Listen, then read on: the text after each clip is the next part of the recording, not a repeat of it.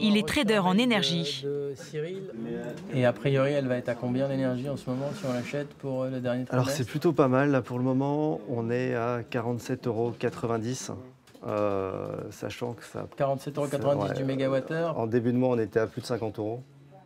Son travail consiste à acheter sur une bourse européenne l'électricité du jour au meilleur prix. Explication. C'est une belle tendance de baisse.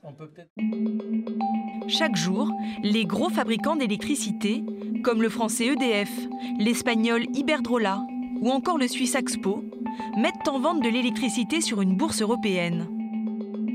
C'est là que les revendeurs viennent se fournir parfois plusieurs mois à l'avance. Comme dans toutes les bourses, le prix varie en fonction de l'offre et de la demande. En hiver par exemple, les ménages consomment beaucoup plus d'énergie pour se chauffer. Si Thomas n'avait pas anticipé la dernière vague de froid en France, il aurait acheté son énergie 2 fois plus cher qu'en temps normal. Son talent, c'est donc d'acheter au bon moment.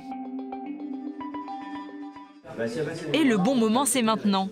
Comme il ne fait pas très froid aujourd'hui, le prix de l'électricité est bas. Alors Thomas et Julien veulent en profiter. On peut peut-être acheter la moitié. Oui.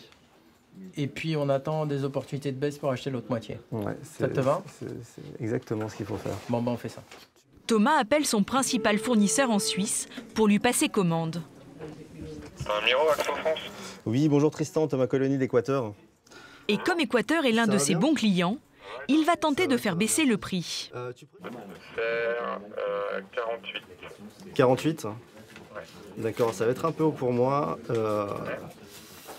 Est-ce que tu peux me travailler sur 47,80 ? Le patron est fier de son poulain. Un ordre. 80, c'est en dessous du bid en fait. Donc là, ça va être chaud, 47,80. C'est bidé, 47,80. 47,80, il l'aura jamais, il tente quand même, j'aime bien. C'est très très combatif. Quand il dit 47,80, en fait, c'est juste pas possible. Et d'ailleurs, il l'a compris. Ok, deal done.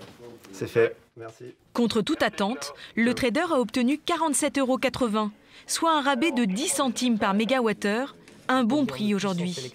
Mais demain, les tarifs peuvent s'envoler. C'est un métier d'équilibriste et si le mois où le mégawattheure est à 200 €, nous, on n'en a pas acheté assez, et ben alors dans ces cas-là, on est complètement coincé, on est obligé de payer ce prix-là et ça pourrait nous faire faillite. Ouais. Avec ses marges de négociation très faibles, Équateur doit réaliser un maximum de volume pour espérer rentrer dans ses frais. Le marchand d'électricité va aller chercher des clients dans le précaré d'EDF pour multiplier les compteurs. C'est au Mans, à 2 heures de Paris, que Julien Tchernia a installé son service client. Les commerciaux d'Équateur vont démarcher 2500 personnes qui ignorent l'existence de ce petit nouveau du marché. Julien Tchernia a déboursé 60 centimes d'euros pour chaque client de ce fichier. Bien, bah écoutez, c'est parfait. Je suis ravie de vous compter parmi nos clients. Seul un client d'EDF sur les 120 appelés aujourd'hui a rejoint les rangs d'Équateur. Un travail de fourmi. Yes! Super! Voilà.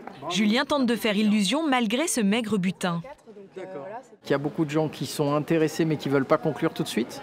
Là, je suis à peu près sûr que si on est capable de les tracer et de leur donner un petit truc en plus, on les fera définitivement basculer, on arrivera à les convaincre.